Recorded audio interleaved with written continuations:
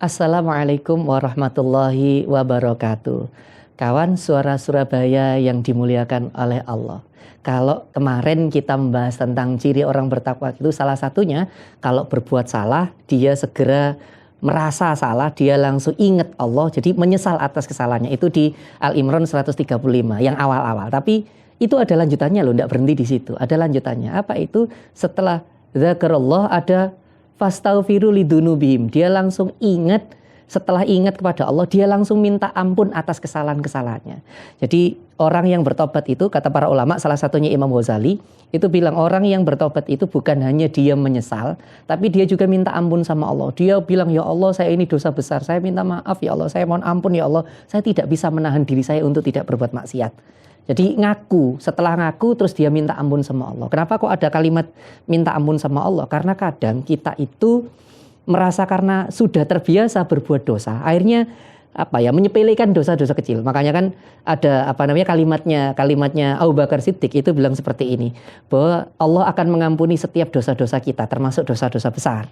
Tapi Allah juga berhak menghukum setiap dosa-dosa kecil kita. Artinya kita itu memang mengharap rahmatnya Allah, roja kalau dalam bahasa agama, mengharap rahmatnya Allah, mengharap ampunan Allah. Tapi jangan lupa kita juga harus punya khauf, kita harus punya rasa takut kepada Allah.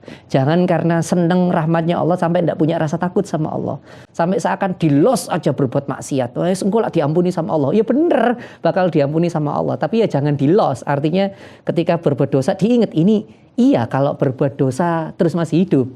Lah kalau pas berbuat dosa nyun sewu terus meninggal lah, ya naudzubillah min dzalik, tidak ada kesempatan buat tobat.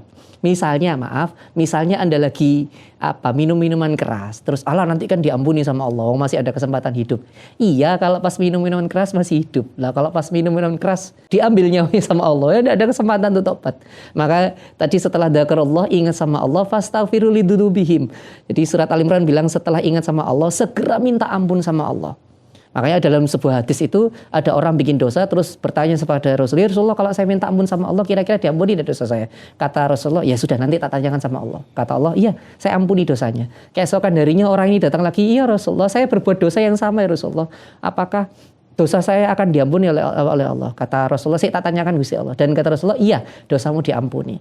Lalu dia bertanya lagi, iya Rasulullah, keesokan harinya berbuat dosa lagi, ya Rasulullah saya berbuat dosa yang sama lagi Allah, apakah Allah akan mengampuni saya? Lalu Rasulullah bertanya kepada Allah, apa jawaban Allah? Wahai Rasulku, katakan kepada hambaku, sebanyak apapun dia berbuat dosa, asalkan dia bertobat kepadaku, kembali kepadaku, maka aku ampuni dosa-dosa sebanyak yang dia berbuat. Maka memang dalam hadis ini kita bicara tentang rahmatnya Allah, tapi sekali lagi jangan hanya berfokus terhadap rahmatnya Allah, tapi lupa bahwa kita itu harus punya rasa khauf, rasa takut kepada Allah. Itu sebabnya tadi Al-Quran nyebut setelah berbuat dosa langsung ingat Allah, segera minta ampun. Jadi salah satu ciri taubat, syarat untuk bertobat setelah mengakui kesalahan, setelah menyesal, nomor 2 meminta ampun kepada Allah. Semoga Ramadan ini kita menjadi orang-orang yang setiap hari lisan kita gunakan istighfar, kita gunakan untuk memohon ampun kepada Allah.